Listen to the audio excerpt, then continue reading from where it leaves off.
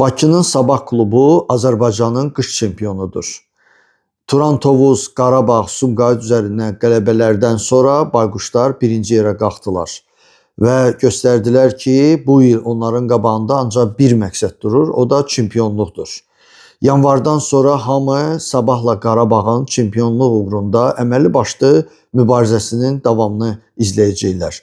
Valdas Dambrauskas bir neçə ay ərzində Sabahdan çox güclü bir rəqib yaratdı. İndi hamı Mikelsdən, Maludadan, Simiçdən və digər futbolçulardan danışır. Düzdür, bəzi azərkeşlər Sabahın heyətində demək olar ki, Azərbaycanlı futbolçuların az olmasından şikayətlənirlər. Son oyunlarda biz görürük Xəyal Əliyev oynayır, Amin Seydiyev oynayır. Amma bu limit götürüləndən sonra əlbəttə belə də olmalı idi.